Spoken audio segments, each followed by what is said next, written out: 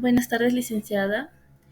Somos el grupo número 3 y vamos a hablar acerca de fundamentos, métodos de identificación, IAS y epidemiología infecciosa.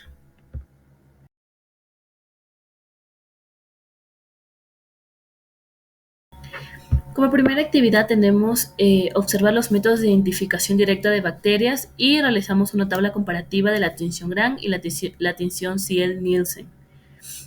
Con respecto a esta tabla, tenemos varias características que diferencian la tinción Gram de la tinción Ciel-Nielsen. Con respecto a esto, tenemos la muestra analizada. En caso de la tinción Gram, tenemos cocos Gram positivos, es decir, filococos epidermis y o filococos sapohídricos. En cambio, en la tinción Nielsen tenemos bacilos ácido alcohol resistentes como Mycobacterium tuberculosis. Hablando acerca de los colorantes y reactivos utilizados, en la tinción Gram tenemos el cristal violeta utilizado como colorante primario, el Lugol como mordiente, el alcohol acetona que es un decolorante y la fusina un colorante de contraste. Sin embargo, en la tinción Nielsen se utilizó fusina fenificada, alcohol clorhídrico al 3%, que es un decolorante, el azul de metileno como contraste y agua. Ahora hablando acerca del tiempo aproximado de la coloración, en tinción Gram pues tiene un tiempo de 3 a 5 minutos, a diferencia de la tinción Nielsen que tiene de 5 a 10 minutos. Hablando acerca de las bacterias identificadas después de esta tinción, en la tinción Gram pues podemos observar las Gram positivas de color violeta y Gram negativas de color rosada. Es decir, como cocos Gram positivos agrupados en racimos de uvas o bacilos Gram negativos. Y en la tinción Nielsen, pues se pudieron observar bacilos tuberculosos color fucsia sobre fondo azul. Y por último, el uso de calor directo de la muestra con colorante. En la tinción Gram no se utilizó ningún tipo de calor con colorante, a diferencia de la tinción Nielsen, que se utilizó calor durante la aplicación de la fusina fenificada para permitir la penetración del colorante. Ahora bien, la tinción Gram sigue siendo una técnica de referencia en microbiología clínica por la gran capacidad de diferenciar rápidamente entre bacterias tanto Gram positivas como Gram negativas, lo que tiene implicaciones directas en la elección de tratamientos antimicrobianos. Sin embargo, su efectividad se limita a bacterias con paredes celulares convencionales.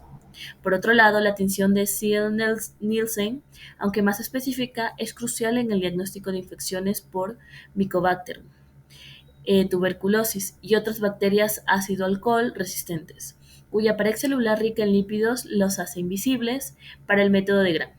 Aunque el proceso de Ciel-Nielsen es más lento y requiere calor, es indispensable para confirmar enfermedades como la tuberculosis.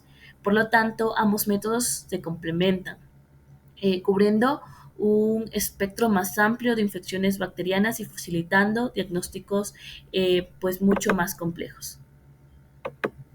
Los test rápidos de anticuerpos son una herramienta útil en la respuesta a la pandemia.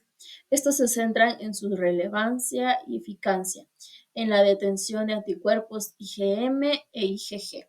Estos test ofrecen una herramienta valiosa para identificar el estado de infección en pacientes, lo que es crucial en el contexto de una pandemia. La capacidad de distinguir entre infecciones tempranas, intermedias y tardías permite a los profesionales de la salud tomar decisiones informadas sobre el manejo y tratamiento de los pacientes. Sin embargo, es importante considerar las limitaciones de estos tests. Aunque proporcionan resultados rápidos, la precisión puede verse afectada por diversos factores, como en el momento en que se realiza la prueba en relación con la infección y la calidad de la muestra. Además, la interpretación de los resultados debe hacerse con cautela, ya que la presencia de anticuerpos no siempre indica inmunidad completa o protección contra infecciones. En actividad número 4 tenemos una tabla de resistencia bacteriana a los microorganismos uropatógenos. Como podemos observar, el Escherichia coli está en la tasa de frecuencia más alta con el porcentaje número 6. Tenemos a sus principales resistentes, que es la trimetropril o sulfametasol al 56.7%, a la ampicilina con el 52.5%, al ácido nalidíxico con el 43.3%, al ciprofloxacina con el 32.5%, y tenemos como que la Escherichia coli fue el principal patógeno uropatógeno con una resistencia significativa a los siguientes medicamentos. El estudio sugiere evitar estos fármacos para tratamientos empíricos y recomienda a la fosfomicina y a la nitrofurantoína como alternativas más efectivas. Para la siguiente actividad vamos a identificar las principales infecciones nosocomiales que en la actualidad se presentan como problemas de salud en el Ecuador. Empezamos hablando sobre la neumonía asociada al uso de ventilador mecánico. El agente causal de esta enfermedad son bacterias y hongos. En las bacterias encontramos el Streptococcus pneumoniae, Pseudomonas aeruginosa, Staphylococcus aureus, Haemophilus influenza y bacterias gram-negativas. Y en los hongos encontramos Pneumocystis y Orobacea. Hablando de las probables causas de infección, tenemos la colocación de un respirador mecánico o intubación endotraqueal. También enfermedades coexistentes como disfunción cardíaca, pulmonar, hepática o renal. También cirugía abdominal o torácica reciente. Y la inhalación de pequeñas partículas desde la boca hacia las vías respiratorias. Con respecto a la medicación, tenemos trimethoprim, sulfametoxazol, dapsona, otoyacuona, clindamicina, pentamidina y levofloxacina. Y hablando del porcentaje de mortalidad, tenemos un porcentaje de 38 al 42% de tasa de mortalidad. Vamos a hablar del catéter venoso central. En la agente causal de esta enfermedad tenemos bacterias y hongos. En las bacterias encontramos Staphylococcus coagulasa negativo, Klebsiella pneumoniae, Acinetobacter sp, Enterococcus faecium, Pseudomonas, Staphylococcus aureus, Stenotrofumonas, Cinetobacter freundi y Lactococcus lactis. Y en los hongos encontramos Candida tropicalis y Candida glabratae. Hablando de las probables causas de infección, encontramos que puede producirse por bacterias presentes en la piel del paciente o del cuidador. También instalación y técnica aséptica y el manejo y medidas generales de prevención incorrectas. Asimismo, la duración de permanencia del catéter o el estado inmunológico del paciente. Con respecto a la medicación, encontramos la vancomicina, daptomicina, linezolid, piperacilina, tazobactam, cefepima y fluconazol. Y hablando del porcentaje de mortalidad, tenemos un total de 14 a 24% de mortalidad. Vamos a hablar también acerca del catéter urinario permanente. Como agente causal tenemos las bacterias. Estas bacterias son Escherichia coli, Klebsiella pneumoniae, Enterococcus sp, Pseudomonas aeruginosa, Acinetobacter baumannii, Proteus mirabilis, Enterobacter cloacae y Serratia marcescens. Y en hongos encontramos Candida spp. Hablando de las probables causas de infección, tenemos la duración del sondeo. Es mucho más probable también en el sexo femenino y en pacientes con diabetes mellitus. También la apertura de un sistema cerrado, el uso de técnicas asépticas no óptimas y sondas vesicales permanentes también pueden predisponer al paciente a sufrir infecciones urinarias micóticas. Hablando de la medicación, tenemos ampicilina, cefalotina, cefepime, cefotaxima, ciprofloxacina, imipenem, colistina, relebaptam y ceftazidima. Y hablando del porcentaje de mortalidad, tenemos el 7% de tasa de mortalidad. Vamos a hablar también acerca de la enterocolitis. En agentes causales encontramos bacterias, virus, hongos y parásitos. Las bacterias tenemos Salmonella, Shigella, Escherichia coli y Campylobacter. En virus tenemos enterovirus, rotavirus, norovirus y adenovirus. En los hongos encontramos Candida spp y en los parásitos tenemos Yarda lamblia, Balantidium coli, Blastocystis hominis, Cryptosporidium y Entamoeba histolítica. Con respecto a las posibles causas de infección, encontramos el comer o beber cosas contaminadas con bacterias o virus, la contaminación de dispositivos médicos. Otras posibles causas también son pacientes inmunocomprometidos y la mala higiene de manos y protocolos inadecuados.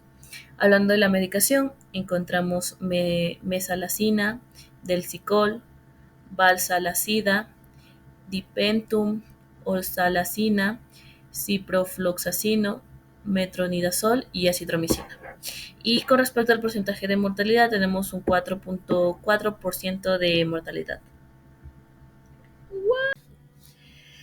Hablaremos del sitio quirúrgico superficial postcesárea. El agente causal de esta enfermedad tenemos bacterias y hongos. En las bacterias encontramos Staphylococcus aureus, Staphylococcus coagulasa negativo, Enterococo sp, Escherichia coli, Pseudomonas aeruginosa, Enterobacterias sp, Streptococcus spp y Pseudomonas spp. Y en hongos encontramos solo Candida spp. Hablando de las probables causas de infección, tenemos la contaminación de superficies, la transmisión de patógenos y la inmunosupresión del paciente. El equipo de limpieza que se necesita es el desinfectante amonio cuaternario, monopersulfato de potasio, hipoclorito de sodio y monopersulfato de potasio. Con respecto al porcentaje de mortalidad, tenemos de 5 a 10% total. Vamos a hablar de la conjuntivitis, que es bastante común. El agente causal de esta tenemos como bacterias Chlamydia trachomatis y Neisseria gonorrea.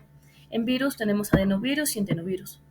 De las probables causas de infección de esta enfermedad tenemos que son por virus, bacterias, alergias, salpicadura de alguna sustancia química en el ojo, cuerpos extraños presentes en el ojo, en los recién nacidos también que presentan un conducto lagrimal obstruido y en la inmunosupresión del paciente.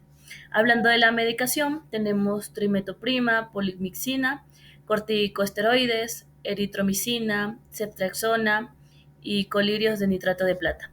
Y por último, hablando del porcentaje de mortalidad, tenemos un porcentaje de 1.9% de porcentaje total de mortalidad. El sitio quirúrgico profundo postcesárea, el agente causal de esta enfermedad tenemos bacterias. Estas son Staphylococcus aureus, Staphylococcus coagulasa negativo, Enterococo sp, Escherichia coli, Pseudomonas aeruginosa, Enterobacterias sp, Streptococcus spp y Pseudomonas spp. Y en hongos encontramos solo Candida spp. Hablando de las probables causas de infección, tenemos la contaminación de superficies, la transmisión de patógenos y la inmunosupresión del paciente. El equipo de limpieza utilizado, desinfectante amonio cuaternario, monopersulfato de potasio, hipoclorito de sodio, glutaraldehído, amonio cuaternario de quinta generación, formaldehído, ácido peracético al 1%, peróxido de hidrógeno al 6%, ortofosfaldehído al 0.55%, ácido peracético con peróxido de hidrógeno. Y hablando del porcentaje de mortalidad, encontramos de 0.96 a 7.4%. Por último, vamos a hablar de la endometritis puerperal por parto. Con respecto al agente causal de esta, tenemos bacterias. Estas bacterias son el Streptococcus de los grupos A, B y D, enterococos, bacterias gram negativas, Escherichia coli, Klebsiella pneumonia, Staphylococcus aureus, Staphylococcus epidermidis y Peptostreptococcus. Hablando de las probables causas de infección, tenemos la alteración de mecanismos de defensa en la gestante, también la ruptura prematura de membranas, pues también la atención tardía del trabajo de parto y posparto. También puede ser las infecciones del sitio de episiotomía. Por otro lado, también tenemos la retención o extracción manual de fragmentos placentarios en el útero, la colonización del tracto genital inferior por Streptococcus del grupo B o Escherichia coli y vaginosis bacteriana. Y en medicamentos tenemos clindamicina, ampicilina, gentamicina y metronidazol. Y hablando del porcentaje de mortalidad, encontramos de 0.06 a 0.09 del total de porcentaje.